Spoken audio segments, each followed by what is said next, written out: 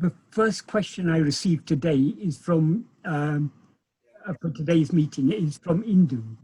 She asked, firstly, is complete eradication of ego dependent on load of sanchita karma? The simple answer is no. Eradication of ego has nothing to do with karma. As Bhagavan said in the second verse of Upadesha Undiyā, karma cannot give liberation. And in the Sanskrit version, Upadesha Saram, he said, in Tamil, he said, Vidu tarile. Vidu tarile means it will not give liberation. In Sanskrit, he said, Gati nirodhakam. That means karma will obstruct liberation. So liberation is never the fruit of karma. It has nothing to do with karma. Karma is the actions done by ego, but identifies itself with the instruments of action, namely body, speech, and mind. Sanchita is the fruit of actions done in the past. None of the three karmas, neither agamya, nor sanchita, nor prarabdha, none of them have anything to do with liberation. Liberation, as you say, it's eradication of ego. Ego arises because of attachment, because by grasping a body consisting of mind, speech, and body as ourself, we, through these instruments, we perform actions, and those actions have fruit. All actions are finite, and the fruits of actions are finite. Liberation is not finite, it is it's our eternal state. So it cannot be the fruit of finite actions. So eradication of ego has absolutely nothing to do with sanchita. We all have a massive sanchita because we've all done far more actions with desires than we've had than we have time to experience the fruit. So the sanchita by its very nature is vast. We don't have to wait for the sanchita to be exhaustive before we can attain liberation. All we need to be willing to do is to surrender ourselves completely, to cease rising as ego, as a separate entity, but identifies itself with body, speech, and mind. The second question is self-realization also predetermined? This is the same thing. What is predetermined is what we are to experience in this lifetime. Experience means the phenomena that we are to experience. That experiences we are undergo in this lifetime are the fruits of past actions and may have already been predetermined. Self-realization is not an experience in that sense. It is an experience of not of any phenomena, but what is ever present, our own real nature. So though it's sometimes referred to as an experience, it's an experience completely unlike all other experiences, and it is our real nature. So it is not the fruit of any karma. So self-realization is not predetermined. At any time, if we're willing to surrender ourselves, we can surrender ourselves. And it depends upon what determines whether we get self-realized or not is our love, bhakti and vairagya. That is our love to know ourselves and our freedom from desire to be aware of anything else. So it is only bhakti is the key to self-realization. And Bhagavan used to say bhakti is the mother of jnana. So it is bhakti that determines whether we are willing to surrender ourselves or not. And only when we surrender ourselves completely is that we attain the state that is sometimes called self-realization. That means awareness of ourselves as we actually are. The third question, again the same, is surrender to God also predetermined? No, it's not. What is predetermined is the fruits of past actions. Surrender to God is not an action. It has got nothing to do with action. Surrender to God is, to the extent that we have true love for God, we'll be willing to give ourselves to God. Complete surrender is the same as self-realization or eradication of ego. They all are just different terms describing the same state. So all these first three questions are more or less, they're all very similar. And the fourth question also, is surrender to God dependent on sanchita karma? Again, no. It's got nothing to do with either prarabdha or sanchita. We must be willing to surrender ourselves to God. We must love to surrender ourselves to God.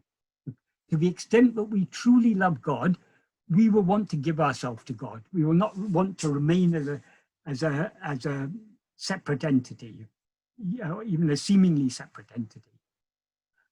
So it is all this spiritual path is not dependent on karma. It's a matter of transcending karma. We transcend karma by surrender, and we surrender by bhakti and self-investigation, because we can't surrender ourselves fully without investigating ourselves. And then finally, Indu writes, I'm asking these questions as you compare the present life to a dream character created by ego. Yeah, that is the person we now seem to be, and the whole of this, everything that we experience in this life is a projection of ego. We are the ego who has projected this and who takes this dream character to be ourselves. I am Indu, I am Michael, or whoever. And then she writes, so if I'm correct, I am just a thought under the control of another imaginary entity, then what freedom do I have to choose? I think this is not very clear. When you say, I am just a thought under the control of another imaginary entity, what do you mean by another imaginary entity? Do you mean ego? In which case, no, you are the ego, you are that imaginary entity who is now identifying yourself with a person called Indu. So it is you as ego who have projected all this. All this includes Indu, the person you seem to be. When we dream, we not only project a dream world, we project a dream body, and through the five senses of that dream body, we project a dream world, and we identify ourselves with the body through which we have through whose five senses we have projected the world. And your question then is, what freedom do I have to choose? We don't have the freedom to change what we are to change the dream, to change what we are to experience in this life. But what we do have the freedom to choose is whether to attend to this or to attend to ourselves. That is, at any moment we have a choice. Either we attend to phenomena, thoughts, perceptions, memories, whatever it may be, feelings, whatever, or anything other than ourselves, we can either attend to that or we can attend to ourselves. That is the key choice we have. That choice we always have, because it is we who have chosen to rise as ego and project all this. We can, if we want to surrender ourselves, we're willing to surrender ourselves. We have to turn our attention away from everything else back towards ourselves. So that freedom we always have. That freedom cannot be limited by anything, by any amount of karma or whatever, whether prarabdha or sanchita or anything. We're always free to turn our attention back towards ourselves. That is the key freedom, and that is the key to freedom. The next question is asked by Joe. He asks, may I please ask, the question is, how do we deal with abusive relationships of any kind? Do we have the duty to extricate ourselves from such abuse, or just accept it as a lesson from the Lord, especially if one's life is filled with all sorts of abusive and/or harmful exchanges? What about when near and dear ones either perpetuate abuse or turn a blind eye to it for selfish reasons? There's no simple answer to such questions. Whatever is destined to happen will happen. If it is our destiny to be in an abusive relationship, we will be in an abusive relationship for as long as that destiny is there. when the time comes for that relationship to come to an end, it will come to an end. But that doesn't mean we have to think, oh, this is my destiny, therefore I have to put up with this. Sometimes our destiny, that is, destiny not only determines the outward actions. If we are to experience a certain thing or to avoid experiencing a certain thing, certain actions may be necessary on our part. So if it is the time for your abusive relationship to come to an end, you may be prompted from within, or circumstances may prompt you to decide, okay, enough is enough. Time to end this relationship. Sometimes Bhagavan will perform a clean operation. If a relationship is harming us and he wants to bring it to an end, he will bring it to a complete end. He'll sever that relationship entirely. What we decide to do, whether we decide to remain in that relationship or leave that relationship, and when we decide to leave it, if we decide to leave it, is according to prarabdha. We may decide, okay, I want to bring this relationship to an end, but if it's our prarabdha to continue in that relationship, though we decide to bring it to an end, somehow it will continue. But when the time comes for it to come to an end, then if we decide at that moment to bring it to an end, that decision will fructify. So it's all according to prarabdha. Abusive relationships can be extremely damaging. So if we generally, if we want it from a more mundane point of view, generally it's better to avoid abusive relationships. But sometimes circumstances may be such. For example, if we're in a marriage and our husband or wife is abusive, it may be best to bring that marriage to an end. But if we have one or more children, there may be reasons we may feel obliged to continue in that relationship for the sake of the child. But even that is not a simple thing, because sometimes we may think we're doing it in the best interest of a child, but it may not be in the best interest of a child. Maybe it can be damaging to a child also to have a parent who is abusive. So there's no simple answer to this. Ultimately, whatever is happening according to prarabdha, but just because it's now our prarabdha to be in an abusive relationship doesn't mean it's our prarabdha to be in that abusive relationship forever. When the time comes, if it is destined for that abusive relationship to come to an end, it will come to an end when the time comes. So if you feel to bring it to an end, you can certainly, if you feel it's harmful for yourself or for others, then bring it to an end. If it's not your prarabdha, even though you want to bring it to an end, you won't succeed. But maybe that wish to bring it to an end, that effort to bring it to an end is prompted by prarabdha, in which case it will come to an end. So, but so long as we're in an abusive relationship, so long as we're in that situation, that is our prarabdha. But prarabdha means it's the will of Bhagavan for us at that moment to experience it. Doesn't mean we have to continue experiencing it, but at that moment, that is what we are destined to experience. And about the question you say, what about near and dear ones, either perpetuate abuse or turn a blind eye to it for selfish reasons?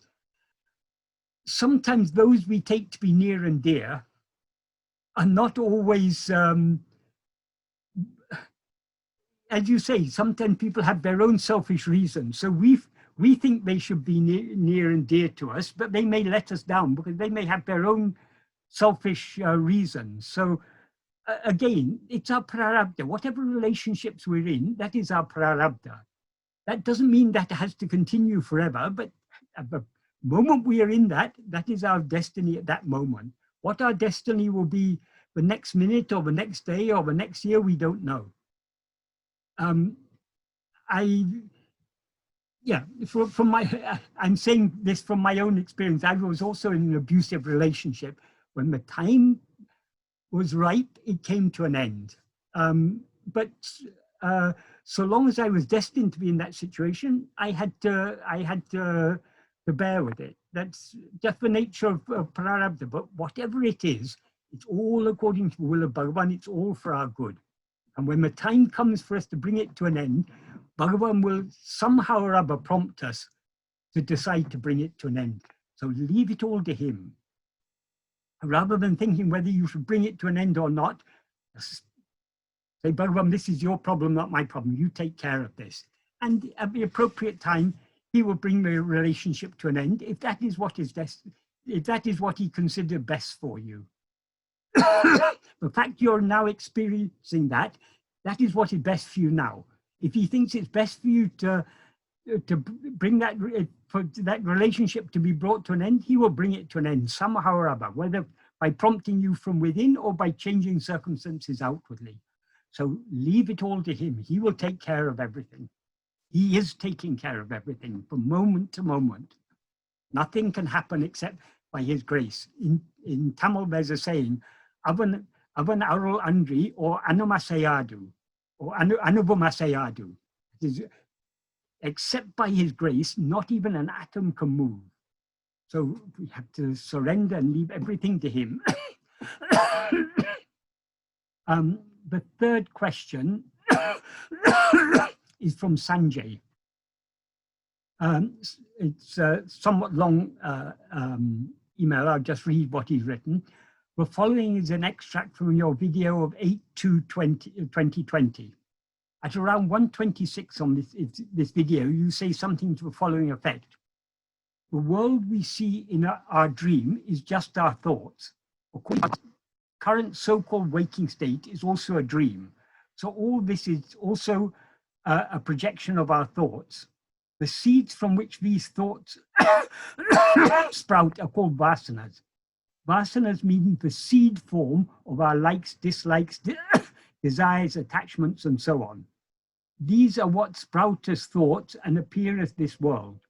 Whose vāsanās are they? They are ego's vāsanās. So ego is the one who has projected all this. Ego is the dreamer. Because it is the same dreamer, the one who dreamt at night is the same dreamer who dreams this dream. You dream something and you experience something similar the next day. This is because they are all projections of the same vāsanās. That's apparently, as I said something to that effect, it seems in a video in February. So what Sanjay asks is, sorry, even though you have explained this many times, this is still not 100% clear to me. How can we say that our likes, dislikes, desires, attachments, fears, and so on have projected this world? Whatever we experience outside is in accordance with prarabdha, which is decided by Bhagavan. So according to my understanding, what we experience outside is in accordance with Bhagavan's will and not our will. We may like some projection or dislike some projection, but the projection is not according to our likes and dislikes. For example, this current coronavirus is my projection, but the power that has made this come into existence is Bhagavan's will. I react to this situation according to my will. In other words, we react to the projection according to our vāsanās. Yes, I can understand that this projection is just our thoughts, and all thoughts originate from the seeds of those thoughts. But such seeds of projection seem to be different from the seeds of our likes and dislikes. I would be glad if you would please clarify this once again. Maybe I will understand it this time, Bhagavan willing. Firstly, it's not necessary for this to be 100% clear to us. What we need to understand is the general principle. But according to Bhagavan, all phenomena, that's including the whole whatever world we see, and also all the thoughts in our mind and all the feelings, everything, all phenomena are thoughts. That is, all phenomena are mental phenomena. And those mental phenomena, the thoughts, the seed of all thoughts are what are called vāsanās. Vāsanās are the inclinations, but we have formed from past from what we our past likes and dislikes have formed certain inclinations. Those inclinations are vāsanās. So vāsanās are not quite likes, they're not exactly likes, dislikes, desires, attachments, but the seed of our likes, dislikes, desires, and attachments. So vāsanās are the seed from which everything sprouts. The first manifestation, that is those seeds first sprout in the form of likes, dislikes, desires, and attachments. That's the primary manifestation of vāsanās. All the phenomena, the thoughts and everything, all other thoughts are secondary manifestations of the vāsanās. So vāsanās are seeds of our likes, dislikes, desires, attachments, and so on, and the seeds of everything else. Our likes, dislikes, desires, and attachments, collectively, they are called our will. The word generally used for will in Sanskrit is chittam. It is also what is sometimes described as the karana sarira, the causal body, or the anandamaya kosha. It is called the anandamaya kosha. Different explanations are given for it. Generally, it is said it's the anandamaya kosha is called anandamaya kosha because it's the happiness we experience in sleep. But according to Bhagavan, the happiness we experience in sleep is not a kosha, it's our real nature. So Bhagavan has given a slightly deeper, more refined explanation. What Bhagavan says, it's all desires ultimately are desire for happiness. Whatever we may desire, we desire it because we think we're going to derive happiness from it. So ultimately, all desire is just desire for happiness. And as Bhagavan said, happiness, priyataku sukhame karma adalal. He says in the first sentence of Nana, that is, happiness alone is the cause for love, for desire also, that means. So because all our desires are desire for happiness, the will is sometimes called the anandamaya kosha, the sheath consisting of happiness. So the reason why it's called the karana sarira is that these seeds are what we project as all this. Bhagavan sometimes compared the vāsanās to the film in the film reel in a projector. The vāsanās are there, that gets projected. Regarding prarabdha, but what we now experience, according to prarabdha, is the fruit of our past karmas. So it's not entirely true to say it's Bhagavan's will. It's the actions that we've done in the past with our will had certain fruit. Those fruit get stored in the sanchita, and from the sanchita, Bhagavan selects those fruits that will be most beneficial for us to experience in this lifetime. So in that sense, it is Bhagavan's will.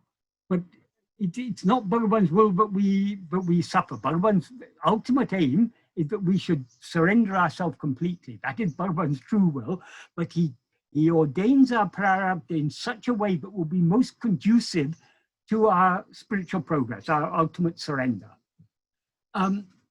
But what he has determined for us to experience is he determines which vāsanās are projected at which moment.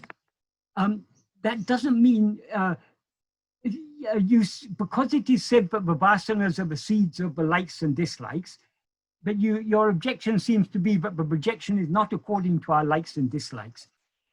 It's not according to our present likes and dislikes, but in the past we have done actions driven by our likes and dislikes. But what we're now experiencing is the fruits of those actions. So it may not be to our liking now, but we may have done actions in the past that caused harm to other people. wouldn't have wanted that harm to be caused to us, but we were willing to cause it to other people, to cause harm to other people or other living sentient beings, animals or whatever. So though we may not like it for us, we like it for others. Or at least in the past, when we did that action, we were willing to cause harm to others. We were willing to make others experience something that we wouldn't have liked to experience, because we thought that we would get a gain from that. So all actions are driven by our likes and dislikes. The fruits of those actions are what we experience now as prarabdha. So ultimately, it does come back to likes and dislikes, but it's not as simple as just I project what I like and not what I dislike. It's not a simple matter like that. But as I say, what we need to understand is the general principle. But whatever we experience, according to Bhagavan, it's just thought. The whole world is nothing but thought. That means it's all what seem to be physical phenomena, actually just mental phenomena. Just like in a dream, we see what seems to be a physical world, but when we wake up, we recognize that was all only our own thoughts, our own mental phenomena. So according to Bhagavan, all phenomena are mental phenomena, which is what he calls thoughts.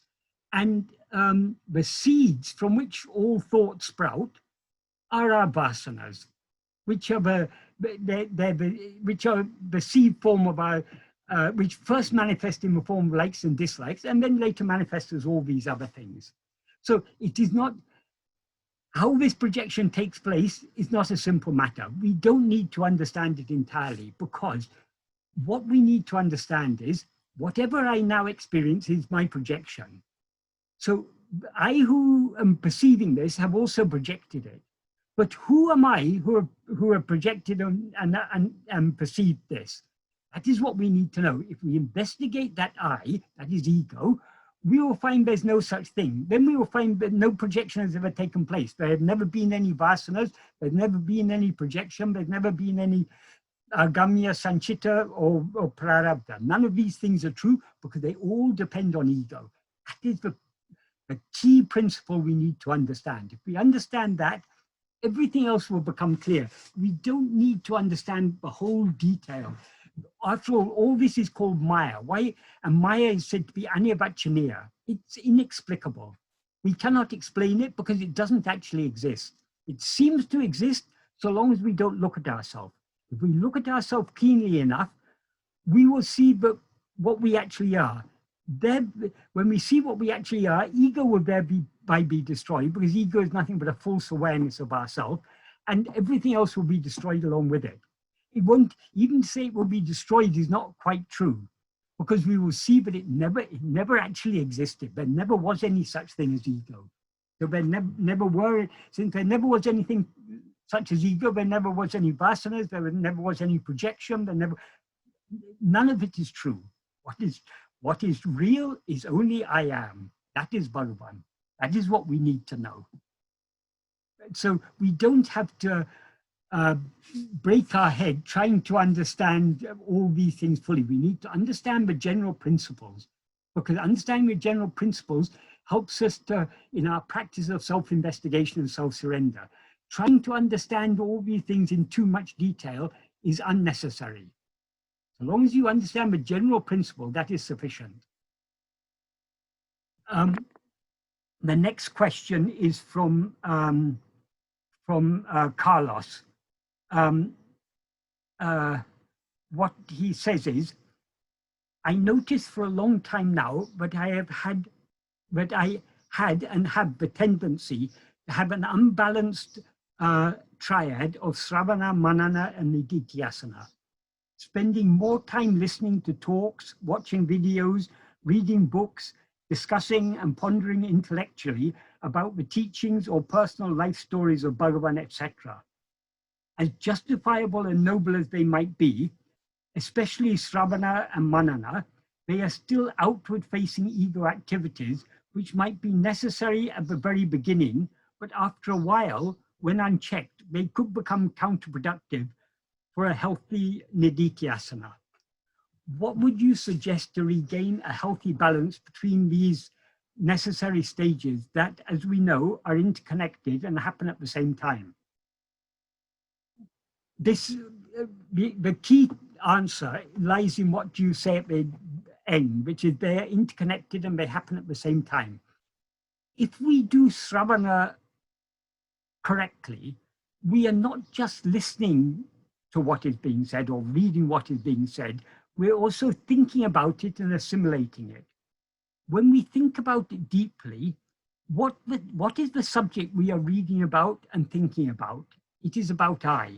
So if we do the śravaṇa correctly, it will involve manana. And if we do the manana correctly, it will involve nididhyāsana. Because we can't be thinking about I without turning our attention towards I. So if we do the śravaṇa,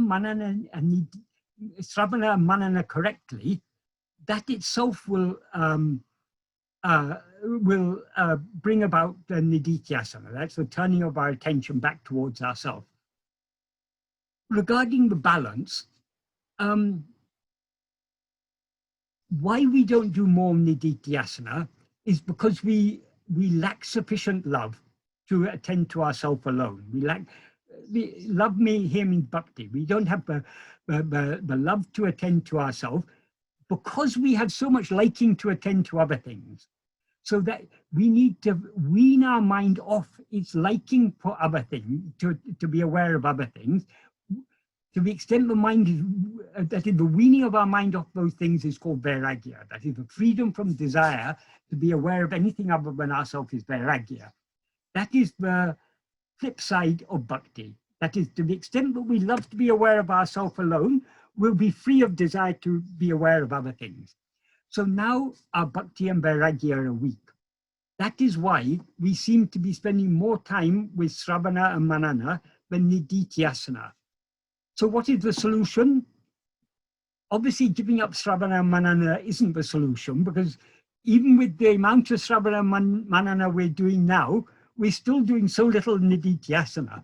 We need to make our śravaṇa and manana more focused, and we need to remind ourselves, what is the purpose of all this śravaṇa and manana? It's all to turn our attention back towards ourselves. That is the sole purpose of it. Śravaṇa and manana will help us and encourage us to turn our attention back towards ourselves. So we should be using the śravaṇa and manana to encourage us to little by little do more and more nididhyāsana. It may seem unbalanced now, but if we persevere slowly, nididhyāsana, we will gain more love to attend to ourselves. But that doesn't mean that we do just śravaṇa manana now and leave nididhyāsana aside. If we are leaving nididhyāsana aside, if we're not doing nididhyāsana at all, then we're not doing the śravaṇa manana properly. We do proper śravaṇa manana, at least a little nididhyāsana will do along with it. So let us continue and try and increase that nididhyāsana. Little by little, increase the amount of time we spend trying to be self-attentive. So this is a gradual process. Bhakti and vairagya don't develop overnight. They are developed as the result of many years or maybe many lifetimes of practice. And that practice is to be supported. Practice means the nididhyāsana, the self-attentiveness. That is supported greatly by śravaṇa and manana. So I don't think we should be overly concerned about a seeming imbalance at the moment, but we should, if at all we are to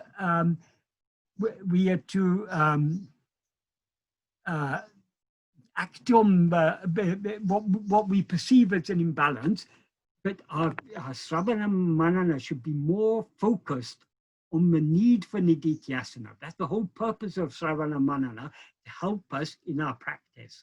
Śravaṇa and manana by themselves are useless. They are useful only to the extent they encourage us to do the nididhyāsana. But just because we none of us feel we are doing sufficient nididhyāsana. We all feel, no, I'm attending to other things. I'm more interested in other things than I am in attending to myself. That is the nature of ego. So long as we stay as ego, we will have interest in other things. But slowly, slowly, we're trying to wean ourselves off that interest in other things and cultivate the love to attend to ourselves. The means to do so is repeated śravaṇa, manana, and nididhyāsana. These three go hand in hand. As you say, they're interconnected, and that, if done properly, they happen at the same time. So I hope that answers your question, Carlos. The next question is from Ravi. Ravi asks, how does a self-realized person earn a livelihood in today's world? Does a person's day-to-day life change after self-realization? There is actually no such thing as a self-realized person. Though it may seem to us that certain people are self-realized, that is only from our ignorant perspective. What does self-realization mean? Self-realization means being aware of ourselves as we actually are. So long as we are aware of ourselves as a person, we are not aware of ourselves as we actually are, because what we actually are is the infinite expanse of pure awareness. So when we are self-realized, we are no longer, so long as we're a person, we are not self-realized. When we're self-realized, we're no longer a person. So a self-realized person is a contradiction in terms. Okay, people may say, well, what about Bhagavan? He was self-realized.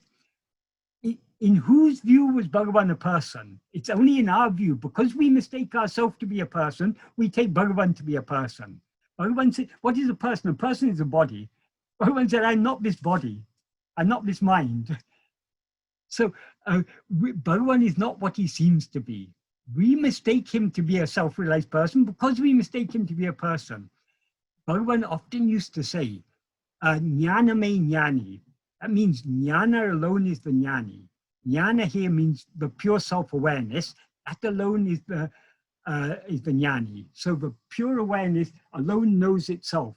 So when we are self-realized, as it's called, that is the complete dissolution of ego. When ego is dissolved, what remains is only pure awareness. So when we are self-realized, we're no longer a person, there is no longer a world in which we need to earn a livelihood. The world is a projection of ego. When ego is destroyed, world comes to an end. So your second question, does a person's day-to-day life change after self-realization? After self-realization, there is no person. There's not even any ego. The ego is that which says, I am this person. Even that ego, that I is absent after self-realization. What remains after self-realization is, as Bhagavan said in verse 27 of Upadesha Undiyā, when one knows one's real nature, what remains is anadi, ananta, akanda, satchidananda. Anadi means it's beginningless. Ananta means endless or infinite, without limits. Akanda means unbroken, satchidananda. It's eternal and infinite satchidananda. That is what remains when there's after self-realization. And that is what is present even now. Self-realization is merely the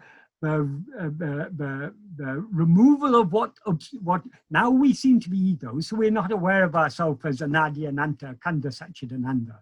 When we turn our attention within keenly enough to see what we actually are, we will see that we have always been nothing other than anadi, ananta, akanda, satchidananda.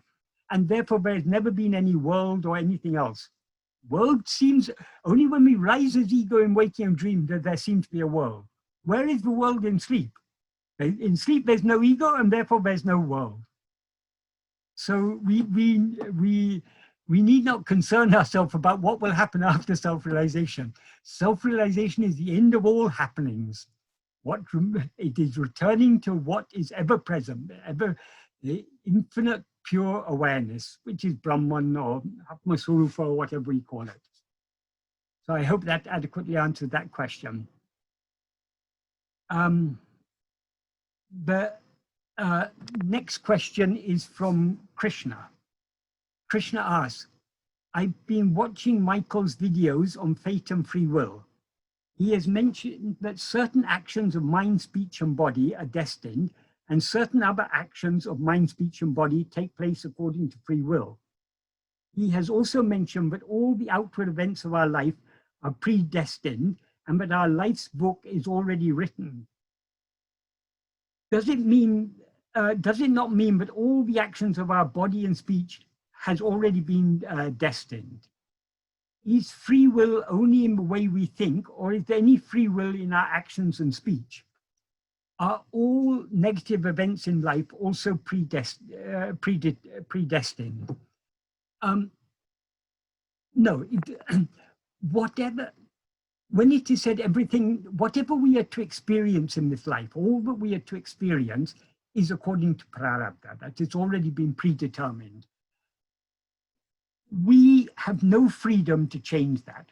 As Bhagavan said in the note he wrote for his mother, that which is not to happen will not happen, however much effort we make. That which is to happen will not stop, however much obstacle we make. So now we're in this lifetime, we are destined to experience certain things and not to experience other things.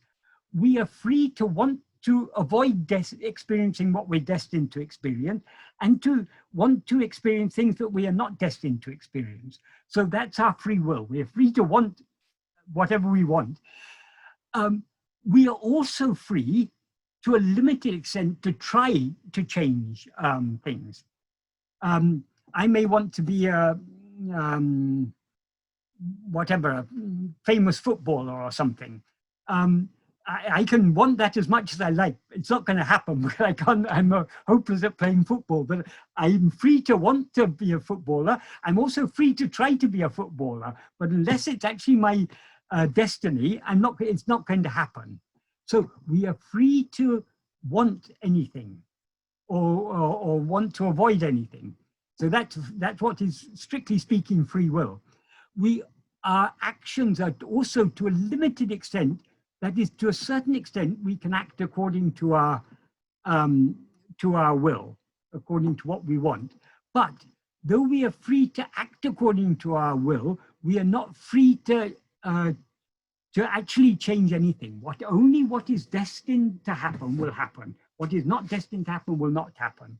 So to put it in a simple terms, whatever happens to us is destined. Whatever happens by us may be destined or may be according to our will. In practice, will and destiny often work hand in hand. For example, supposing you want to be a doctor. Let's suppose that it's your destiny to be a doctor. It's very likely, if your destiny is that to be a doctor, but you will also want to be a doctor. So in that case, being a doctor is according to your destiny, but it's also according to your will. Because in order to be a doctor, you have to study for so many years, you have to pass exams and everything. But likelihood is, when you're studying and passing those exams, you're doing so because you want to be a doctor. But it's not only because you want to be a doctor, it's also because you're destined to be a doctor. So in that case, the destiny and the will are working in sync. In many cases, they're not working in sync. It may be your destiny to be a pauper all your life. You don't want to be a pauper. You'd like to be a rich person. You can make all sorts of efforts to be a rich person, but if it's your destiny to be a pauper, you'll be a pauper. So some actions are only according to prarabdha. Some actions are only according to free will. Many actions are according to a mixture of fate and destiny and free will working in sync. We cannot determine this. I mean, we cannot clearly know what is. All we can know is after something has happened, we can say that is destiny. Because the fact it happened, it couldn't have happened if it wasn't destiny.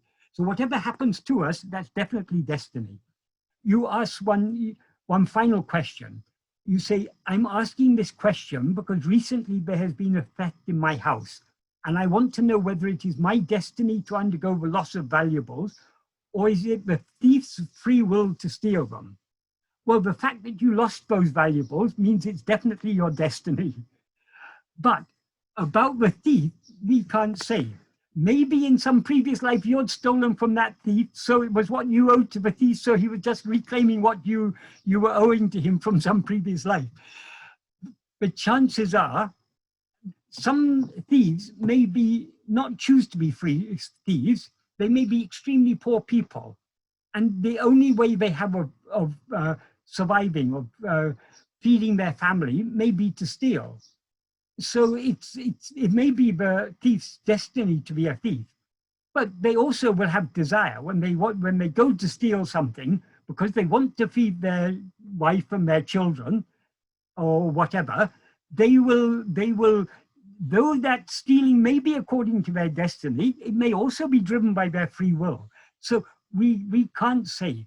Whatever actions we do could be either destiny or according to our will, or both. In other words, it could be prarabdha, it could be agamya, or it could be a mixture of both. But whatever happens to us, whatever we experience, whatever valuables we lose, whatever comes to us or goes from us, that is all destiny. But a lot of people ask a lot of questions about free will and destiny. What we need to understand, Bhagavan did give teachings about these things, but why did Bhagavan teach us about destiny and will? The sole purpose of all Bhagavan's teachings is to get us to turn our attention within. So he taught us that whatever effort we make to change our outward experience cannot change anything. Therefore, it's best not to make any effort to change what is anyway going to happen. That is what he taught us about fate and free will, is intended to help us surrender, to make us understand trying to change things is futile. Whatever is this destiny has been ordained by God for my own benefit. It was obviously, if you lost some valuables in a robbery in your house, that is what is good for you. Maybe it's to make you think, why should I be so attached to these valuables? We can't say, but for some reason, Bhagavan knew losing those valuables was what is good for you. So we should accept whatever happens as his will. So it's to help us in this path of surrender, which is an integral part of the path of self-investigation, but Bhagavan taught us these things. So we need to understand, it's not just a matter of understanding about fate and free will. We need to understand the purpose behind this. And then you, in a later email, you added one other question related to this. What you say is, are there any outward events in life which don't belong to either, one, things that are destined to happen, and two, things that are not destined to happen, which is fully at the disposal of our free will? No, whatever, all outward events, that everything that happens to us is according to destiny. Whether we like it or not, we have to experience it. We may like it, we may like some of the things that we're destined to experience, we may dislike some of the things, but whatever it is, it's what we're destined to experience, we cannot avoid it. That is why it's best just to surrender, not to make any effort to gain more of the things we like or to avoid the things we dislike. To accept these things all happen according to destiny. It's all been ordained, but it's a fruit of my past karmas, which Bhagavan has selected for me to experience here and now for my own spiritual benefit here and now. So the whole purpose of what Bhagavan taught us about fate and free will is to make us surrender. We cannot change, everything that happens to us in this life is all according to destiny. We cannot change that. We can want to change it, we can try to change it, but we cannot change it. So why should we want to change what we cannot change? Why should we try to change what we cannot change? It's better to surrender our will to Bhagavan. Bhagavan, whatever you want, that is what is good for me. That is what I don't want anything that you don't want for me. As Bhagavan says in Arunachya Patikam, Nimishtam Enishtam, your will is my will. imbedaku, that is happiness for me. So we shouldn't have any will of our own. We should want to surrender our will to Bhagavan. Only when we're willing to give up our will, that's all our likes, dislikes, desires, and attachment, will we be willing to turn within and investigate ourselves. So all that Bhagavan has taught about fate and free will is all to help us in our practice of self-investigation and self-surrender. I hope that adequately answers your questions. The first person to raise their hand was Michael D. So would you like to ask your question, Michael? Yeah, the question I wanted to ask was, when one has transitioned to the self, does the self which you are now have a unique way in what it wants to express or do through this form, so to speak? A spontaneous expression or something like that. For example, it's time to get your car fixed, or it's time to look for work, anything like that. The self, it knows when to act and what to do, basically. And does it have a unique thing it wants to do for your expression, or this form's expression, so to speak? Not your, because you're, you know, the person is not really there, is it? Okay, what you call the self is not anything other than yourself. It is what you actually are, your real nature. Yeah. You talk about transitioning to the self. It's not a matter, there's nowhere to transition to. Now there has been a seeming rising. We've risen as ego. We are now aware of ourselves as, I am this Michael or that Michael, some Michael or other, or some person or other. We are always aware of ourselves as a person, and when we rise as ego. When we are not what we now seem to be. We are not the person we now seem to be. This is a false awareness of ourselves, an awareness of ourselves as something other than what we actually are. So what is called, what you refer to as transitioning to the self, what is sometimes called self-realization, but what is actually the dissolution of ego, is nothing but our dissolving back into the source from which we appeared. When we dissolve back into the source from which we appear, we remain only as that. So what is the nature of the source from which we appear? It is just pure awareness. As I said earlier, Bhagavan described it as Anadi, Ananta, Akhanda, Satchidananda. That is beginningless, infinite, and unbroken Satchidananda, being, awareness, and happiness. In the view of our real nature, there is no world, there are no actions. The world appears only when we rise as ego, we project a world. According to Bhagavan, whatever world we see is nothing but a dream. It's our own dream projection. So we have now projected this dream world, and we are experiencing this dream world as if it seems to us to be external. But whenever we dream, whatever world we see in a dream, it always seems to us to be external. It always seems to exist independent of ourselves. Why do we experience this world? Because we've risen as ego. Ego is nothing but the false awareness, I am this person, I am this body. So when we are aware of ourselves as we actually are, this false awareness of ourselves is dissolved. And therefore, the world is dissolved along with it. So for our real nature, there are no actions. Action is only for ego, but identifies itself with the instruments of action, namely body, speech, and mind, which are all its own projection. So when we dissolve back into our source, into our real nature, into the pure awareness that we actually are, then there will be no world, there will be no action, there'll just be pure Satchidananda, infinite happiness, infinite awareness.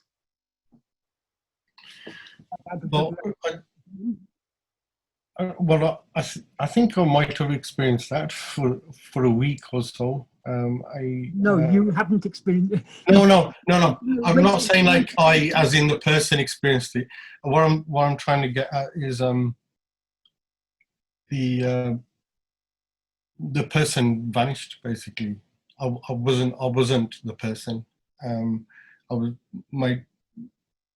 I have to use the word "my" because, but I'm speaking as the self was. Sorry, I'm speaking in past tense. So,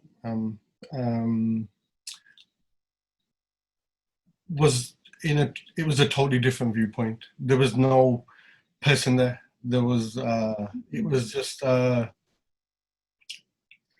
constant current of joy and bliss, Yes. unbroken, and there was no like thinking or heaviness of a person there or anything. And it was beautiful. And, but I'm saying it was because somehow I was. All experiences, what you're describing is a Visheshanubhava. Visheshanubhava means an experience with certain features, certain distinguishing features. What you experience then, you're not experiencing now. So that is not the reality. The reality is what is ever shining as I. Even now we are experiencing what is real. The problem is we have superimposed by rising as ego, we superimpose all these phenomena, this subject and object, upon that pure awareness, which is the base. When we experience that, there is no longer any time. We cannot experience it for a week because Bhagavan has said it's beginningless, it's endless, it's unbroken. So time is all about beginning, ending, and interruptions in the middle. So it is something beyond anything that we can experience. When you say I have experienced, the I that has experienced is now the I that is aware of itself as I am Michael D. That I is not your real name. Yeah, well, what it was at the time, I know it's hard to explain in words because words are so, they can. Yes, but such a limitation, but whatever it is not the I that I was experiencing then was not me. It was the self speaking, and and then maybe it wasn't totally pure or something, but it was unbroken bliss, joy, and everything from waking to sleeping. It wasn't. But it's been broken now because now you're talking. Yeah. That's what I mean. And then it's some event drew you back into like a person mode again. Yeah. So long as we are following this path, we may have all sorts of experience. Whatever we experience, whatever appears, disappears. But what we actually are never appears or disappears. So anything that appears at one time and disappears at another time is not our real nature. It's not what we actually are. That which is never appears or disappears, that alone is real. Okay, and then slightly a second question. You was talking about vāsanās. Yeah. I think I've heard Bhagavan say that, read something that he says you must eradicate all these before you can become fully self-realized or something like that. Yes. How does one eradicate them? What are the vāsanās? The vāsanās, Bhagavan described them more specifically in Nanya as Vishaya vāsanās. Vishaya means phenomena. So our inclination to be aware of phenomena, our inclination to be aware of anything other than ourselves is a vāsana. They do have to be eradicated, but so long as their root remains, they will continue. We can, so long as the root of all vāsanas is ego, because they're all ego's vāsanas.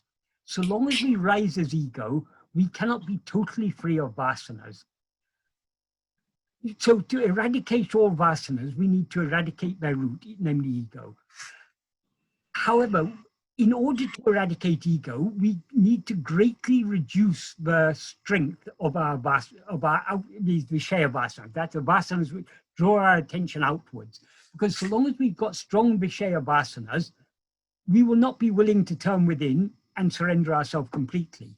So how do we weaken the vasanas? The vasanas are the inclination to go outwards. We need to cultivate the inclination to go inwards by practicing self-investigation, the more we turn our attention inwards, the more we're strengthening what is called the satvasana. That's the vasana just to be, as we actually are. And thereby we are correspondingly weakening the Vishaya vasanas. So at any one moment, at every moment, we have a choice. Do we attend to ourselves or do we attend to other things? Most of the time we're attending to other things. So long as we're attending to other things, we are feeding and strengthening our vasanas. If we want to weaken the vasanas, we need to choose to attend to ourselves. The more we choose to attend to ourselves, the weaker our Vishaya vasanas will become, and the stronger our satvasana. Satvasana means simply the love just to be as we actually are. The more we'll be increasing the satvasana, until eventually the satvasana, the love to be as we are, will be so strong, it will overwhelm all other likes and dislikes, and we'll be willing to surrender ourselves completely. That complete surrender is what is otherwise called self-realization or transitioning to a self, or what. After that, there's no coming back. Thank you, Michael. When we experience ourselves as we actually are, it is said ego is thereby eradicated. But Bhagavan clarified what is called the eradication of ego is nothing but seeing that there never was any such thing as an ego. Supposing in the half light, you see what seems to be a snake on the path. How, so long as you think it's a snake, you have fear. It's something dangerous is there. What Bhagavan tells you is, look at it carefully and see what it actually is. If you look at it carefully, you see it's a rope. As soon as you see it's a rope, the snake is eradicated. But actually, there never was a snake there in the first place. But the correct knowledge, this is just a rope. The ego, the snake vanishes, and along with the snake, the fear of the snake vanishes. So we have to look at ourselves carefully enough to see what we actually are. When we see what we actually are, we will see that we were always pure awareness. There never was any such thing as ego. So that's why it's the state, it's without coming and going, Bhagavan says. It is the eternal state, the beginningless, endless, unbroken. So yeah, so when Bhagavan refers to Satchit Ananda, like you said, Yeah. When that's achieved, then the mind can never arise again. That's the end. No, that is what is called manana, a complete eradication of mind, destruction of mind, the eradication of ego. So there's no one there that needs to be vigilant or anything like that. No. There's only pure awareness. What needs to be vigilant is ourself as ego. Because what ego arises, sometimes it's said ego arises because of pramada. Pramada means non-vigilance, that is non-self-attentiveness. Because of because we neglect ourselves and we are interested in other things, that is called negligence. The literal meaning of pramada is negligence, self-negligence. Self-negligence is self-attentiveness. We need to attend to ourselves so long as ego is there. When we attend to ourselves keenly enough, ego is thereby dissolved, and then what remains is pure self-awareness. The pure self-awareness, it need not attend to anything, because there is only one thing, only pure awareness. There's nothing for it to attend to. So yeah, so basically it could have been a stage on the way, and I still need to have some more attentiveness. So many experiences may occur on the way, but these are all, we shouldn't attach any importance to these things. What we are looking for is not what appears and disappears, not what comes and goes. We are looking for what is ever present. When we see what is ever present, we will see that we are that, and we can never mistake ourselves to be anything else. So I think the next one is Kiran. Hi, Michael, can you hear me? Yes. Yeah, so the question that I have today is regarding a particular saying that Bhagavan put across. So I'll tell what the saying is. It goes, whatever the means adopted, you must at last return to the self. What is not permanent is not worth striving for. You are the self. So in relation to this, does Bhagwan mean you think you will be happy by earning more money, better house, better car, but there is no limit to these desires, and you will not settle unless you return to the self, and whatever you're striving for, which you think is the goal, is not permanent, but only the self is. Because after coming to this path, your only responsibility in this life is to investigate who you are. There is nothing else to do. That but that literally cannot happen unless you have this firm conviction that this is it. There is nothing above this. There is nothing higher than this, either in the past, either in the future. This is all there is. So can you talk about it, Michael? You said all there is to be said. Yeah, exactly. What you say is exactly the case. Whatever we may achieve cannot be permanent, because whatever is achieved will come and it will go. So what we need to look for is that which is permanent, that which is ever present. That is only the pure awareness. All other things, all the entire world, it appears and it disappears. It appears with ego when we rise as ego. It disappears with ego when we subside back into sleep. Bhagavan says in verse 7 of Uludunaptu, Bhagavan explains it very beautifully. What he says in verse 7 is,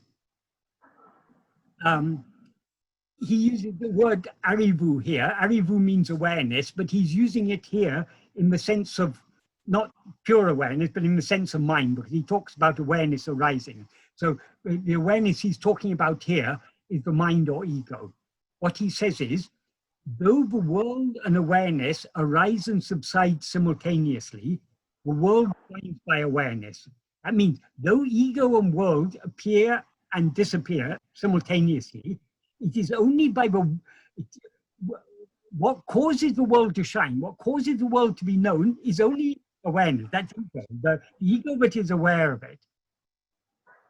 Is in the next sentence, only that which shines without appearing or disappearing, as the place for the appearing and disappearing of the world and awareness is the substance, the podal or vastu, which is the whole, purna. So the purna vastu, or pundram podal, as Bhagavan calls it in Tamil, that is the one real substance, which alone is the infinite whole. That is just that which never appears or disappears, but which is the idam. Idam means the space, the place or space or expanse or location or site or ground for the appearing and disappearing of the world and that awareness. That awareness means the awareness that perceives the world, namely your mind. So that is what we are looking for, that which is ever present, that which never appears or disappears. The world appears and disappears. The ego who perceives the world appears and disappears. Why is there no world in sleep? Because we haven't risen as ego. As soon as we rise as ego, whether in waking or in dream, a world, we experience ourselves as a body, and that body is in a world. So everything, all phenomena appear only because we rise as ego. So whatever we may achieve in the phenomenal world is just transient. It can't, as you say, we may want to earn lots of money. Well, what's the use of earning lots of money? How long is it going to last us? At most we can enjoy that, having the possession of that money for a few more years till this body drops off. When the body drops, the money will leave us. If we've got a lot of money, leaving the body will be a lot more difficult because of our attachment to that money and all that goes along with that money. So it's better to be free of attachment now itself. Because the more we free our mind from attachment, the easier it will be for us to die. That is, the less painful the separation will be. So let us start learning the detachment now. How to detach ourselves from things? The nature of ego is to attach. As Bhagavan says in verse 25 of Uludunaptu, Urupatri undam, grasping form it comes into existence. Urupatri nikkum, grasping form it stands. uru patri undu miko ongum, grasping and feeding on forms it flourishes. So the very nature of the ego is grasping, attachment. So long as we allow our attention to go outwards, we are attaching ourselves to forms, to things other than ourselves. If we turn our attention within, we are slowly, slowly weakening our attachment for all other things, including the person we seem to be. So the only wise thing is to seek to know ourselves and thereby free ourselves from attachment to all these illusory appearances, because that's what they are. This world is an illusory appearance, the body is an illusory appearance, the mind is an illusory appearance, the ego is an illusory appearance. None of it is real. It's all a fleeting, insubstantial phantom. Bhagavan describes the ego as just a phantom. It's a mere appearance. There is no what is real. What is real is only ourselves. So seeking to know ourselves is the only wise use of our time and interest and energy in this life. So, what you had said in a nutshell. I mean, I'm just reaffirming what you had said, because what you said yeah, that is all there is to it. Thanks, Michael. And just one last thing. So and the only way to increase that conviction every day is that this is all there is to do. There's nothing else more important to do, and because this is the highest, is by putting what Bhagavan said into practice every day. Is that all? That's it. Absolutely, absolutely. Reading and thinking about his teachings can also help to a certain extent, but the most important, the reading and thinking about it is only to encourage us in the practice. It's only the practice that will give us the true clarity and conviction that we require. So the practice is most important. That's why all Bhagavan's teachings are aimed at one thing and one thing alone, is practice. Bhagavan's teachings are entirely practice-oriented. You can learn any amount of philosophy. You can go on studying philosophy endlessly for countless births, gemmas. But Bhagavan has given us a very, very simple philosophy, and all the philosophy he has taught us is just to encourage us to turn within and know ourselves. So that's the whole purpose of the sole purpose of whatever Bhagavan has taught us, has that one aim in mind, that we should turn within and try to invest and try to know what we actually are. That clearly sums it up, Michael. Thank you so much. Okay, you're welcome. And śravaṇa Bhavan. Male vanakkam. Good afternoon, good evening, and maybe good morning to other devotees. Yes, I have got several questions, but I won't ask everything, but I like to ask a couple of questions to get your opinion of my understanding as well as some advice. The first questions about something related with that previous devotee Michael D questions about these phenomena. I watched the program you have given in Buddha at the gas pump, and I have gained a lot from that as well. But most of the people there, they are giving an idea to people that if the people are getting self-realization, then they should have some phenomena. I totally understand that is not a real situation in self-realization, but they are giving a false idea and they are giving a nice stories. It looks nice to hear. I don't know whether that is making us to think if we are self-realized, we have to see. Even this was my first, last time I have asked whether we will see any lights in the heart or something, because I watched something, but now I am understanding these are a false, we are tuning up in a false ideas. Yeah. So that is one thing I think it's my understanding. Hopefully that is true.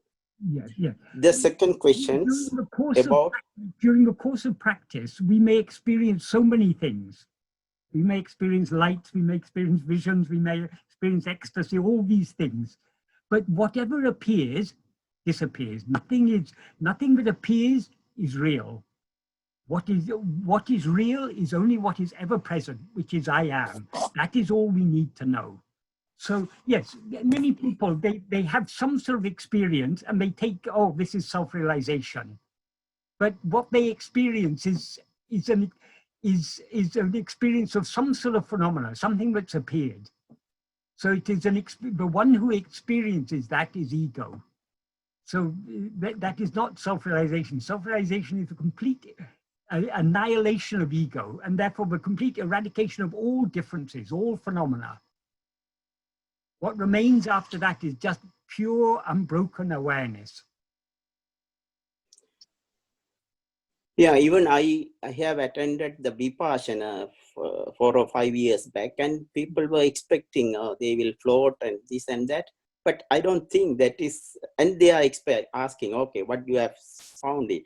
So I don't think it is the people giving a false idea, then we are also knowing or unknowingly, we are expecting, okay, we have to get this. So yeah, that is my first question. And the second question, about, even I watched one satsanga with some other, I think it's a Spanish team, they were asking a nice question about whether this self-investigation should be taught in the school or in the younger generation. Here we are talking all these things, almost we have got lot of experience, and almost some people we are almost going to leave the body. But what is your advice about to a younger generation, like even a 10-year-old, because I have got a son 10 year. Even Venkataraman was not welcomed at his age when he left home.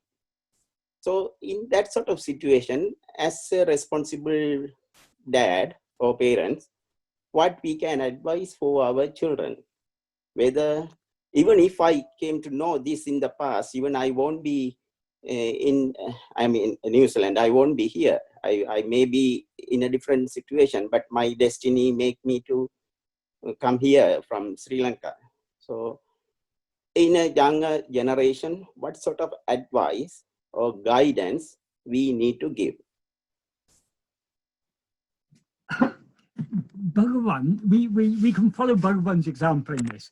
Bhagavan didn't give any advice of his own accord. When people asked him questions, he answered.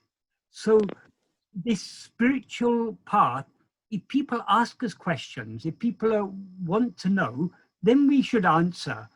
But we should, in the case of our own children, we can maybe tell them a little to see if we can kindle their curiosity. But if they're not interested, there's nothing we can do. We can't impose an interest in this subject on others. We can maybe expose them to it a little to see if they have any interest. If they have any interest, well and good. We can answer their questions, tell them more. But if they're not interested, it's not our business to, I mean, every jiva who's born in this world has a certain destiny, and whatever they go through in life, it's all part of the process of gradually preparing for this. But we shouldn't try and impose this on people who are not interested. Not so it's not.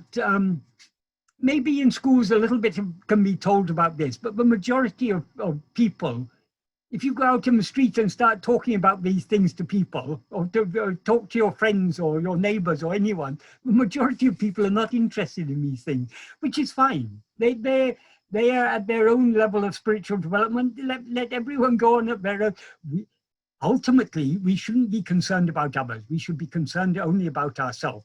Okay, as a father, we have certain responsibilities. Those responsibilities are worldly responsibility. This spiritual path is something completely different. In the spiritual path, it's if we save ourselves, that is sufficient. Because ultimately, according to Bhagavan, there is only one ego. Who is that one ego? We are that. And the one who is seeing, one who perceives this world is the one ego. Or the dreamer, the one who's dreaming this dream is the one ego. So if that one ego wakes up, that is sufficient. In a dream, we don't have to worry about waking up all the other people in our dream. If we wake up, that is sufficient. We can save all the people we see in our dream just by waking up ourselves. Thank you very much, Michael. And about what you were saying earlier, about all these other ideas people have about self-realization or about spiritual enlightenment or whatever they call it. People have so many words for these things and so many ideas about these things. We have to decide for ourselves, what is our aim? So having come to Bhagavan, having read Bhagavan's teaching, we should try to understand what it is Bhagavan is pointing out to us as the aim. And then we have to decide for ourselves, do we want that or not? Do we want to surrender ourselves? Do we want to lose ourselves entirely in pure awareness? Obviously, we are not yet willing to surrender ourselves entirely, but at least those of us who are attracted to this path, we want to be willing to surrender ourselves. So that is what we have to decide. But we shouldn't expect all people who think they are following a spiritual path will be drawn to this Bhagavan's path. Bhagavan's path is a very deep and radical path. It won't appeal to all people. So people, even those who read about Bhagavan, there's so many different, Bhagavan's teachings are so simple, but people have interpreted them in so many ways according to their own preconceptions. Yeah, we have to decide for ourselves, what is our goal? If our goal is to follow what Bhagavan taught us and to try to surrender ourselves completely, we should follow this path. And we shouldn't worry about others who had so many other ideas about what spirituality is. So what they believe is appropriate for them at their present stage of spiritual development, that's fine.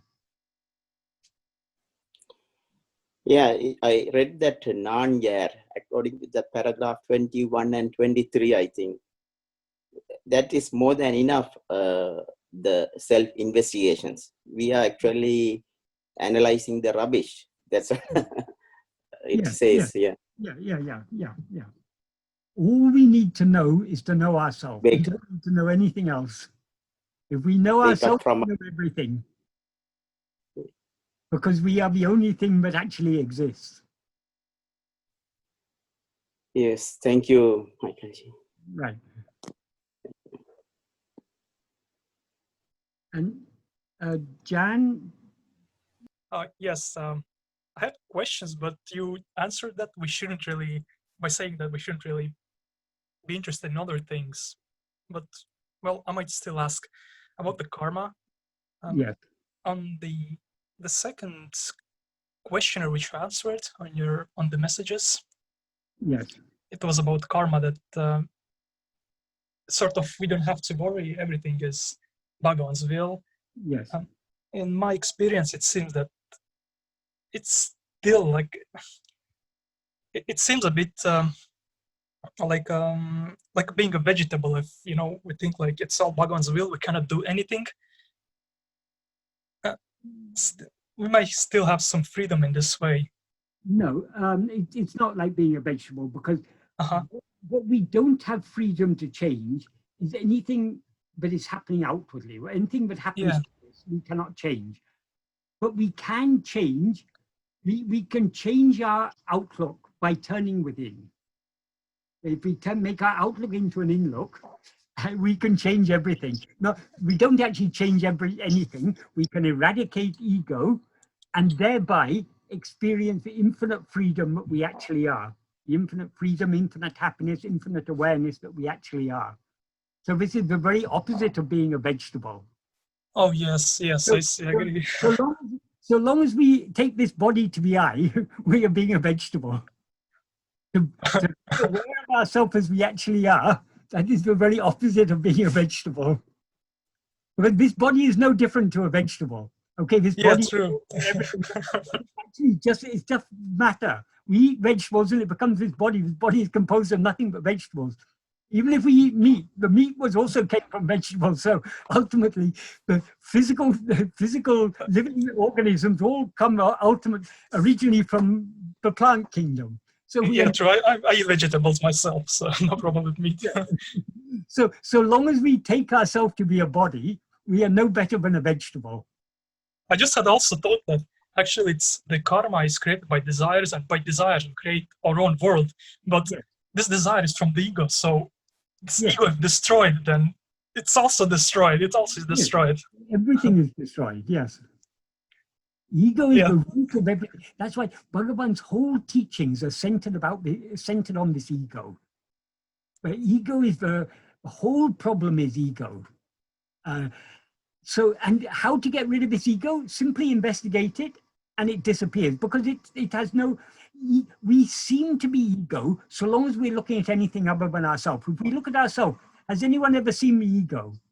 No, I actually wanted to ask you this. What is ego? What is ego was my other question. Ego is nothing but a false awareness of ourselves, as I am this or I am that, as I am this person. It's just an idea. It's a wrong idea. It is an idea, but it is an idea, but it's the root of all other ideas, and it's fundamentally unlike all other ideas, because no other idea is aware of itself or aware of anything. But ego is that idea which is aware both of itself and of all other ideas.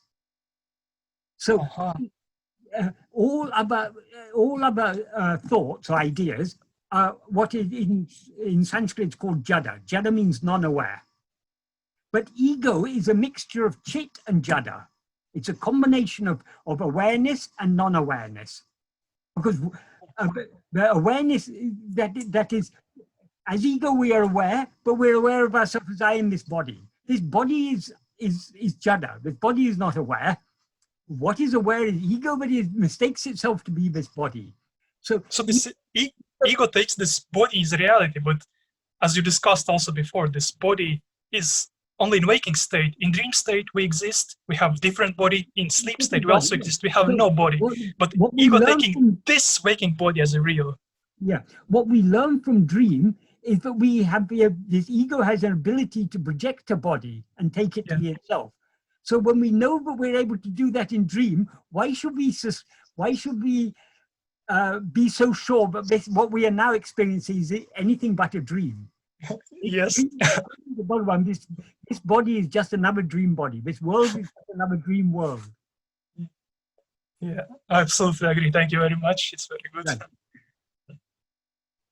Somebody who wants to ask Michael, Neeraj, he wants to ask a question. Yeah, I was just wondering how to stay inspired. Obviously, we can read scripture. What's your view on like reading other scriptures, just like whether the Gospels or just another scripture to stay inspired?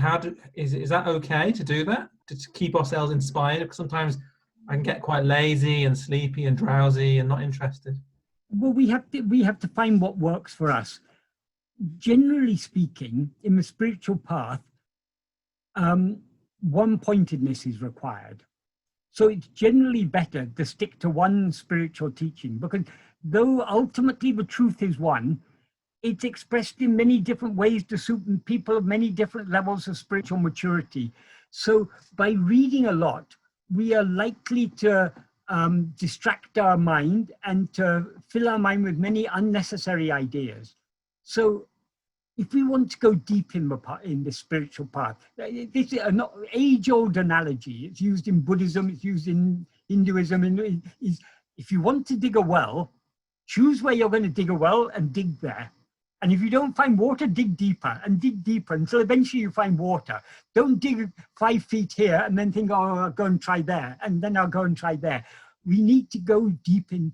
So we need to choose which spiritual path appeals to us, which spiritual teaching appeals to us. We need to go deep in that. Not only deep in this, in studying it, but deep in putting it into practice. So generally, once we come to Bhagavan, Bhagavan's path is a very deep path, but also a very simple and very clear path. If we are attracted to Bhagavan, then we don't need any other spiritual teachings. Reading other things is only an unnecessary distraction, because all the guidance that is required has been given by Bhagavan very clearly and simply. Okay, thank you. But it's up to us. I mean, everyone has to, some people are not yet mature enough to stick to one path. So they like to go here and there. It'll go on for some time. Sooner or later, they'll come back to one.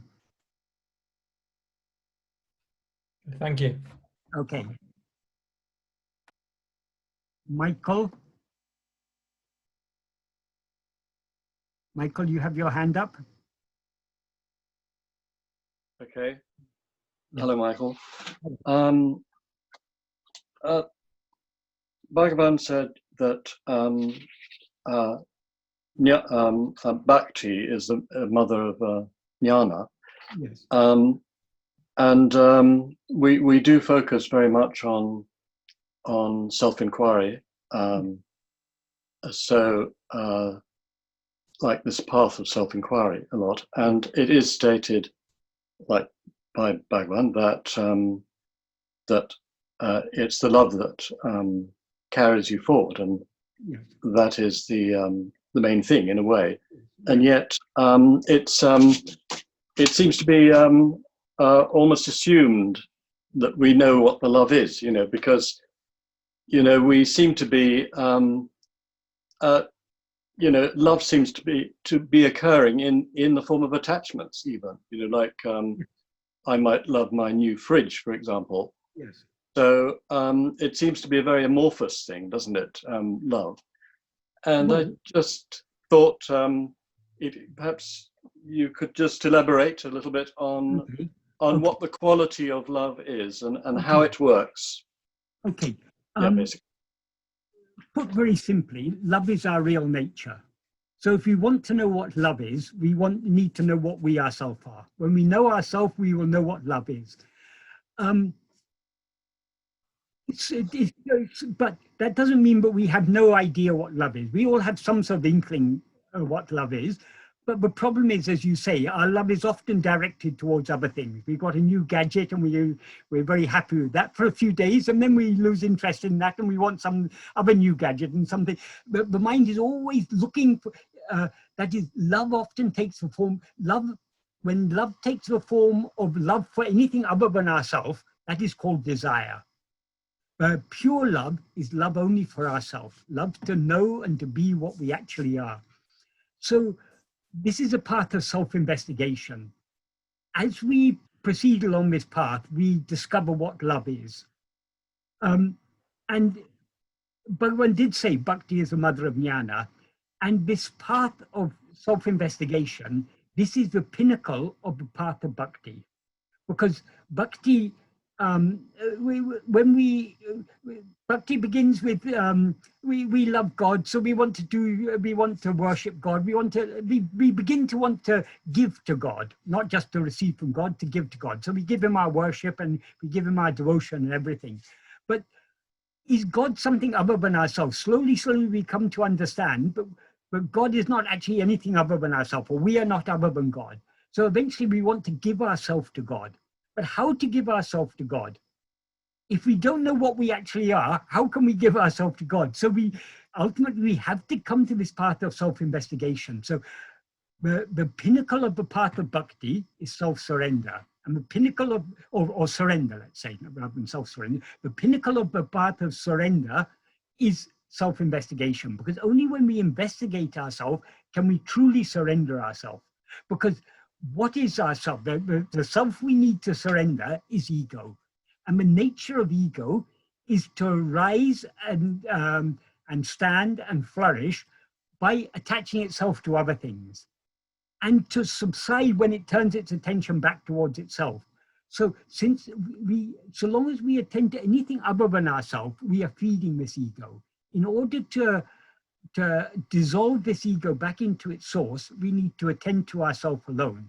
So being self-attentive, that is practicing this path of self-investigation, this is the pinnacle of the path of bhakti. And as we follow this path, as we go deeper in this path, what true love is becomes clearer and clearer to us. What love is can you describe to me how it feels to what can you describe awareness? I am. We cannot. We all know I am, but it's not something we can describe. Love is actually is ourself. So we cannot we cannot put what love is into words. We can only, if we want to discover what is true love, we need to discover what we ourselves actually are. The love we are seeking is there within us always, because it is what we actually are. So we know what love is only when we lose ourselves entirely in love. That's when this ego dissolves back into its source. There's a beautiful, well, there are 108 beautiful prayers in Aksharammalai, but one of the among the 108 beautiful prayers, one that is very, very simple and appealing is verse 101, in which Bhagavan says, Ambu vilali pol, amburu vunilene, anbai karitaral arunachala. That means, like ice in water, melt me as love in you, the form of love. So, arunachala. Arunachala is our own real nature, which is the amburu, that the form, the very embodiment of love, the very form of love, the nature of love is arunachala. So to know that love, we have to, like ice in water, we have to dissolve in that. Ego is there compared to just, in substance, ego is nothing other than arunachala, which is the ocean of love.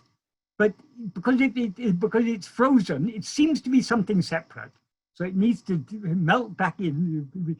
So our heart needs to melt with love for him. And in order to acquire that heart-melting love, we need to follow this path of self-investigation. The more we investigate ourselves, the more willing we will become to surrender ourselves completely, to dissolve back into love as love.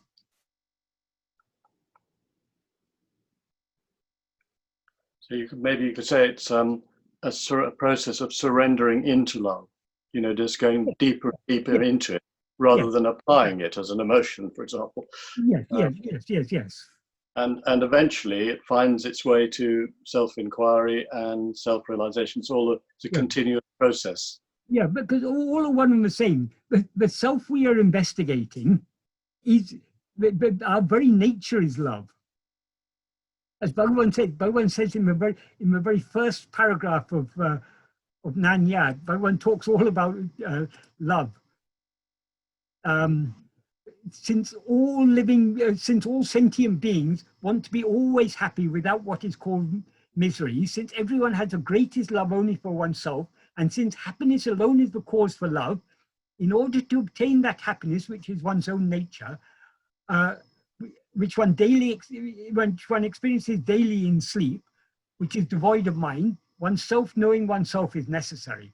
So the implication here is not only that happiness is our real nature, but love is also our real nature.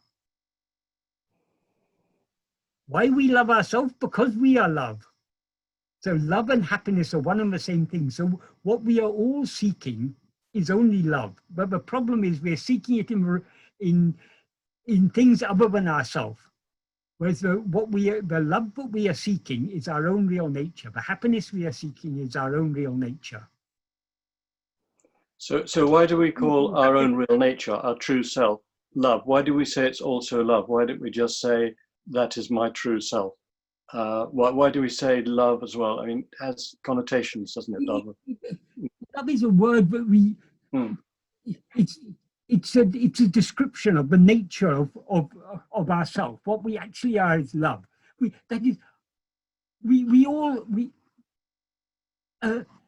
when we rise as ego, the love that we actually are takes the form of desire for things other than ourselves. But even desire is a form of love. It's a distorted form of love, but it is the substance of desire is love. It's just love in a distorted form. So love is our real nature. Love is what we actually are. And the only reality. Yes, the only reality.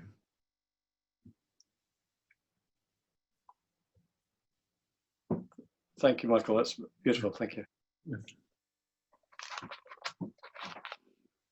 Miss Child. Hi, Michael. Thank you for allowing me to ask a quick question, please. Yes. I know, obviously, I mean, I've been for a long time, I've been a vegetarian. I just wanted to double check with you. I vaguely remember eating eggs is also not supported by Bhagavan, if I remember correctly. Is that true? Yes. But eating milk and milk products is all right. Is that correct? One of the reasons for eating a vegetarian diet is that is one of the fundamental principle of any type of spiritual practice, yoga or in all Indian forms of spirituality. One of the fundamental principles is ahimsa.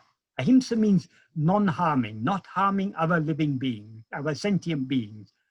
So if you can take milk but hasn't caused harm to any living being, that's fine. In Bhagavan's days, there were cows in the ashram. They were very well treated.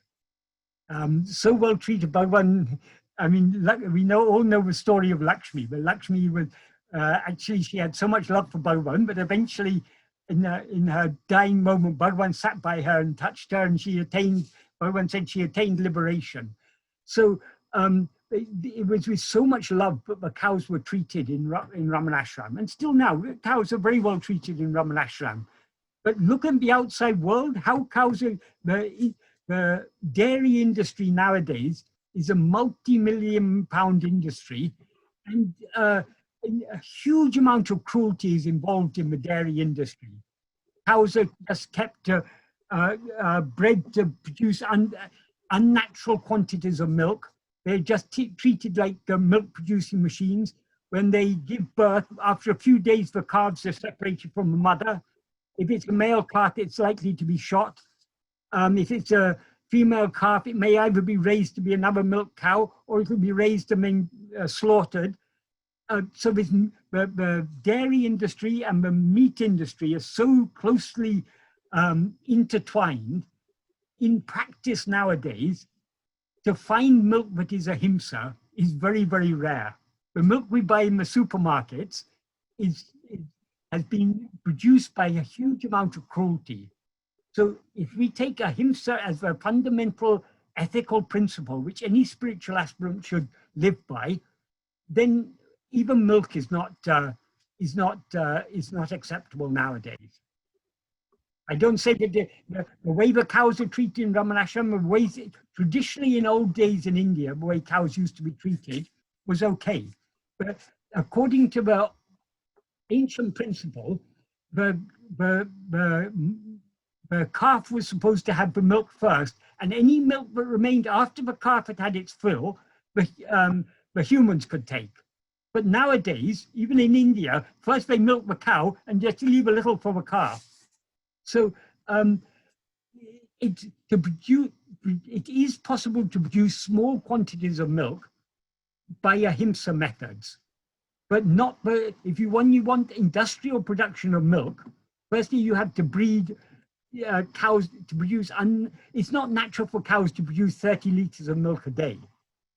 They've been bred in such a way that in modern dairy cows are actually they're freaks. They've been bred to produce abnormal amounts of milk, and because the amount of milk they produce is unnatural. They get all sorts of mastitis and all sorts of problems. And so the dairy cows are always being given injections of antibiotics to prevent infections. They're often kept in sheds in unhygienic conditions. So many forms of cruelty are there. And as soon as the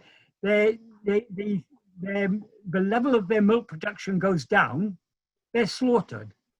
So it's a huge amount of cruelty and ahimsa is there in the dairy industry. So I think if we are honest with ourselves, it's going against the principle of ahimsa to take milk in the context of modern day society. Wow, Michael, I'm so glad I asked. A friend of mine drew my attention to this and I didn't believe her, but now I got this validated. Thank you so much. Okay. śravaṇa Bhavan? Yeah, it's a quick question about the milk. What about the plant-based milk, like almond milk or soya milk? If it's produced by principle, I mean, generally plant foods from of purely plant origin are generally ahimsa. I mean, nowadays all sorts of the way things are produced, there's harm to everything. I mean, we can't totally avoid harm in living in this world, but generally speaking, yes. If you like to have plant-based milk, there's no particular wrong with that. Thank you. I mean, milk is not really necessary, but for those who like to have milk with their tea or something, then plant-based milks are a good alternative to a much more acceptable alternative to animal milk, which is generally nowadays produced with a huge amount of cruelty. Thank you. Sanjay? Yes, sir. As we implied today, we should not hoard our wealth because then it will be difficult to leave it and go. Means yes. We should accumulate it and keep. But suppose yes. There is a family settlement happening, and if I am supposed to get a good amount of money or this thing, so like what should I do? Because then it will be hoarding. It will come to me automatically. If it comes automatically, money is not the problem. The problem is our attachment to the money. Yes, sir. So, I mean, if we've got money, we can then choose what to do with it. We can give it away. We can give it to those who are in more need than us. We can, or we can. I mean, money in itself is neither good or bad. So, as a general rule, it's hoarding money is not good, and because nowadays there are people who have unbelievable amounts of wealth, not only billions, there are some people who are even centibillionaires, hundreds of billions. And when there's such huge wealth disparity, that creates so many problems. So generally, we shouldn't take for ourselves more than we need. Having enough for our own needs and the needs of our family, that is fine. But having millions or billions is, if it's our destiny to have millions or billions, it's better we find some way of giving it away to those who need it more than we do. So if I'm about... Ultimately, what matters is not the money itself, it's our attachment to it is the problem. So if I'm about to receive a money, I should not reject it. It should come to me, then I should decide what should I do. Yeah, exactly, yeah. Yeah. Thanks.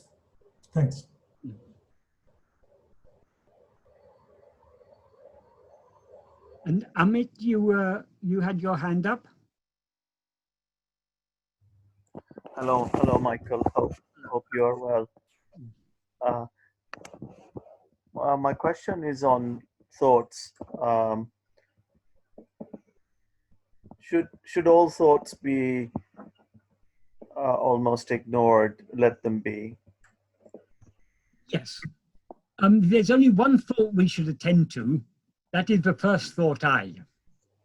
Because all other thoughts, when we attend to any thought other than I, we are feeding ego.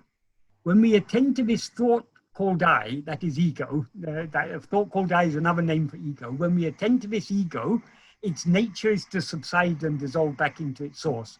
So the only thought we should attend to is ourself, this ego. But when we talk about thoughts, it's important to understand what Bhagavan means by thought. Generally, people think of, when people talk about thoughts, they think about the mental chatter going on in their, seemingly going on in their head. Bhagavan used thought in a much broader sense than that. Basically, if you want a simple explanation of what Bhagavan means by thought, all mental phenomena are thoughts. And according to Bhagavan, all physical phenomena are also thoughts. So, thought is just another name for mental phenomena, and all phenomena, according to Bhagavan, are mental. Even the world we see outside, even what seems to be physical, is actually just mental. Just like in a dream, we see what seems to be a physical world, but when we wake up, we realize it was all mental. According to Bhagavan, this whole world is mental. It's all only thought. So all phenomena of any kind whatsoever is a thought. As also is that is all objects are thoughts, as also is the subject. The phenomena and the perceiver of the phenomena, all are thoughts. But unlike all other thoughts, which are jada, non-aware, this ego is aware. And this ego, by attending to the, whereas ego, we as ego, by attending to anything else, we rise and flourish and sustain our seeming existence. When we turn our attention back towards ourselves, we subside and dissolve back into our source. So the only thought we should be concerned about is this I. Who am I?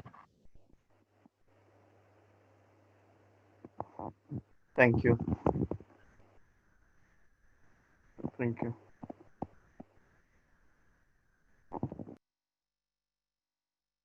Murali? Yeah, hello, Michael. Yeah, my question is about surrender and how does effort relate to surrender? For example, if we have surrendered to Bhagavan, then to what extent should we continue to make effort to solve our issues? For example, if someone has a health issue, then should they continue to seek the best possible medical treatment? Or should they, or because they have surrendered to Bhagavan, they should simply accept the outcome, whatever it may be. So long as we are thinking, should I do this or should I do that, we have not surrendered. Not rising. Surrender means not rising as ego.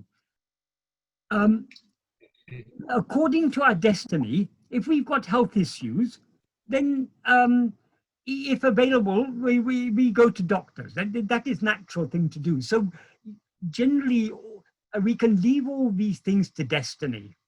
The disease comes according to destiny. The treatment also comes according to destiny.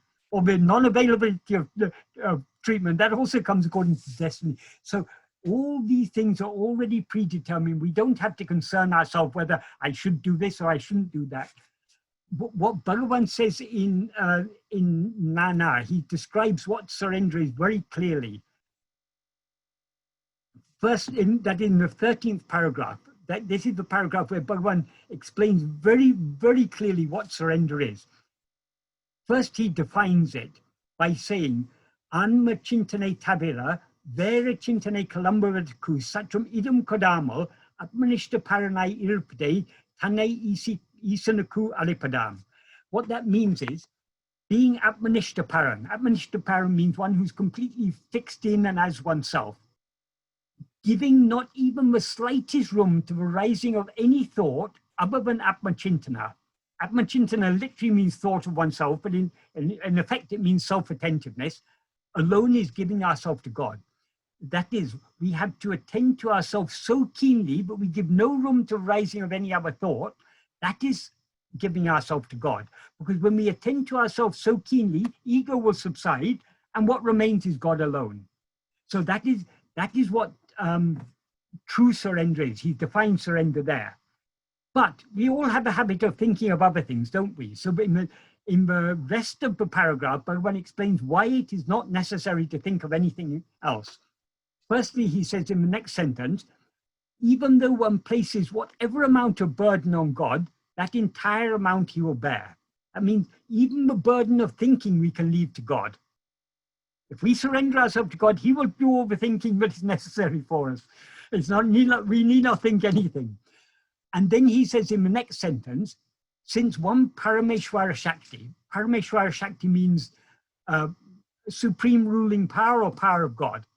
So since one Parameshwara Shakti is driving all karyas means whatever needs or ought to be done or to happen. So since God is driving everything that has to happen, instead of we also yielding to it, why to be perpetually thinking it is necessary to do like this, it's necessary to do like that? For example, in your case, when you talk about health, it's necessary to go to doctor? No, it's necessary not to go to doctor. Should I go to doctor? We need not think all these things. Leave the burden to Bhagavan. If it's our destiny to go to doctor, we will be prompted from within to go to doctor. We don't have to think about these things. Leave the entire burden to Bhagavan. And to illustrate this, he gives a very nice analogy in the final sentence of his paragraph. Though we know that the train is carrying all the burdens, why should we who go traveling in it, instead of remaining happily leaving our small luggage placed on it, that's placed on the train, suffer bearing it, our luggage, on our head? So when we're traveling on a train, if we think, oh, I've got to take my luggage safely to my destination, if we put it on our head, we suffer unnecessarily. If we put the luggage aside, on the seat beside us, on the luggage rack or wherever, it's all being carried by the train. So the train will carry it equally well, whether it's on our head or on the luggage rack. So why, if we place it on the luggage rack, we can travel comfortably and happily. If we carry it on our head, we're going to suffer. So Bhagavan says, leave the entire burden to God.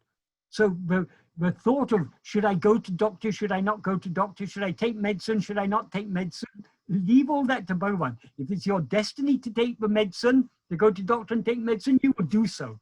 So leave it all to Bhagavan. You don't have to think about these things. Only duty Bhagavan has given us is Atma-chintana. That is self-attentiveness. We need to attend to ourselves alone. We attend to ourselves alone. That is true self-surrender. Because we are leaving all care and all concern about everything in the hands of Bhagavan, which is where it belongs. He will take care of everything. We don't have to concern ourselves with anything other than self-attentiveness. That is true surrender. We may not be able to do that now, but that is what we should be aiming for. We should be slowly trying to cultivate this love just to be self-attentive. Because when we attend to ourselves, we are letting go of everything else. That is surrender. So we cannot investigate ourselves without surrendering ourselves. And we cannot surrender ourselves completely without investigating ourselves. So self-investigation and self-surrender are ultimately one and the same path.